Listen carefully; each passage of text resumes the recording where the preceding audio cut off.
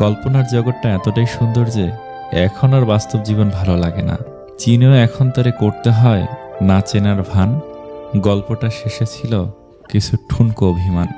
যে শত্রু আপনাকে আক্রমণ করেছে তাকে ভয় পাবেন না, বরং যে বন্ধু আপনাকে তোষামত করছে তার সম্পর্কে সাবধান থাকুন।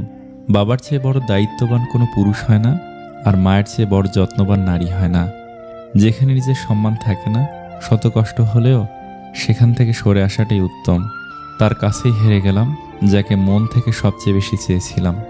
একদিন হব লাশ, কেউ কাটবে বাঁশ, কেউ খুঁড়বে কবর, কেউ নেবে না আর খবর। অধিকার যখন বিচ্ছেদের কারণ হয়ে দাঁড়ায়, সে অধিকার না দেখানোটা বোধহয় ভালো। মরে যাওয়া মানুষের মায়া কাটানো যায়, কিন্তু ছেড়ে যাওয়া মানুষের নয়। অনুশোচনা খারাপ কাজকে বিলুপ্ত করে, আর অহংকার ভালো কাজকে ধ্বংস করে। অপরাধ না করেও যে